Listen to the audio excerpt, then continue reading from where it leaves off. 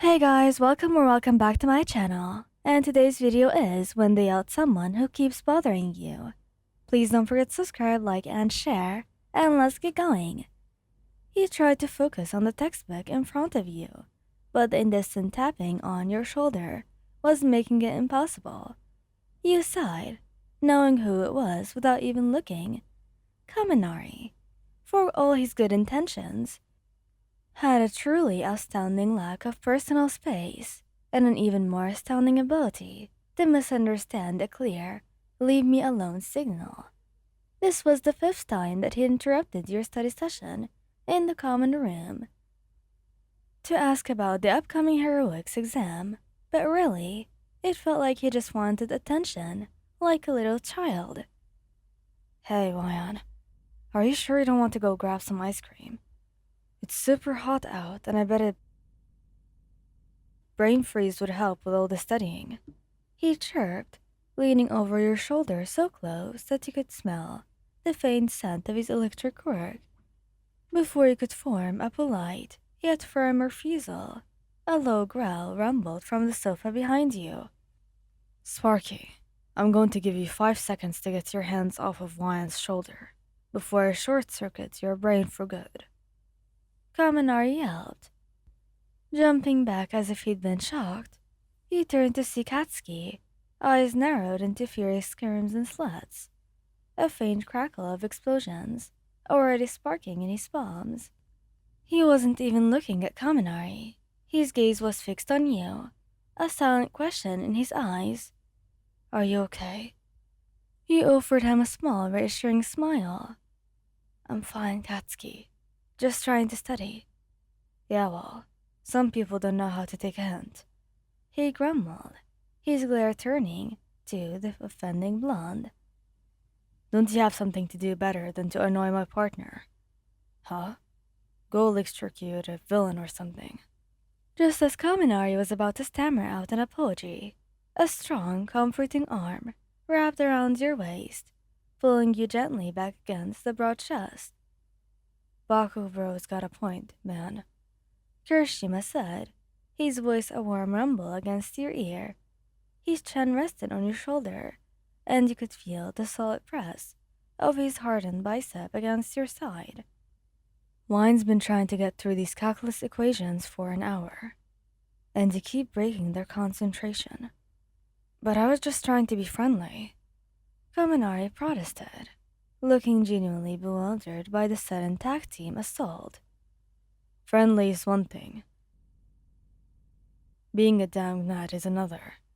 Katsuki snapped, rising from the sofa and stalking over. He stood over Kaminari, radiating an intense aura that made the air crackle. Look, dumbass. Wine's ours. They're busy. They don't need some half-wit like you, bothering them every damn minute. Get it through your thick skull. You felt a blush creep up your neck at Katsuki's blunt declaration, but a warmth spread through your chest.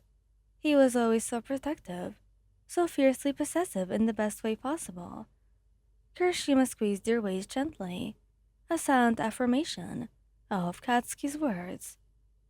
Yeah, Kaminari, Kirishima added, his tone surprisingly firm, despite his usually easygoing nature. We appreciate you being friendly, but Wine needs some space when they're studying. We all do sometimes. You wouldn't want someone interrupting your hero agency paperwork, right? Kaminari's shoulders slumped. Alright, I get it.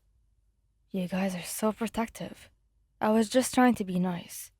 He shuffled his feet, looking genuinely embarrassed. Sorry, Ryan. I didn't realize I was bothering you so much.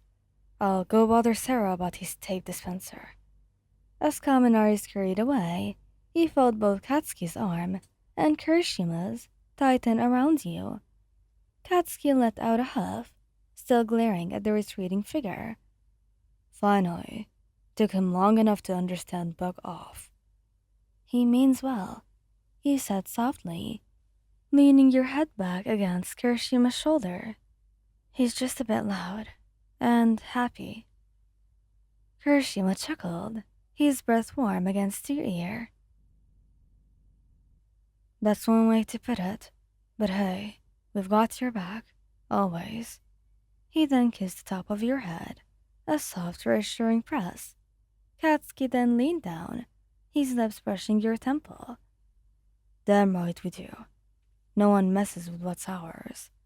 His voice was a low growl, but it was filled with tenderness that only you and Kirishima were privy to. He reached over and gently took the textbook from your hands, closing it. Break time. You've been at this for hours. How about we go and get that ice cream that Kaminari was talking about? But without him, and just us. He smiled, feeling completely enveloped by their presence, their warmth, and their unwavering protectiveness. Sounds perfect. The three of you walked hand in hand to the campus ice cream shop. Katsuki, despite his earlier bluster, actually let go of your hand long enough to swipe a quick pick on your cheek when no one was looking. Kirishima, ever the more affectionate one, kept his arms slung loosely around your shoulders, occasionally squeezing you close. As you waited in line, he caught Katsuki's eye. He gave a tiny nod, a silent acknowledgement of the lingering annoyance from Kaminari's interruptions. He knew you appreciated the intervention, even if you hadn't explicitly asked for it. That was one of the many things you loved about them. They just knew. When it was your turn, you ordered your favorite flavor, and both Katsuki and Kirishima got theirs, without a moment's hesitation, already knowing what you choose. You settled at a small outdoor table, enjoying the last of the day's warmth. So, Kirishima began, taking a generous bite of his strawberry ice cream. Are you feeling better now that you've escaped the clutches of calculus and Kaminari? You laughed. Much better. Thanks, you too.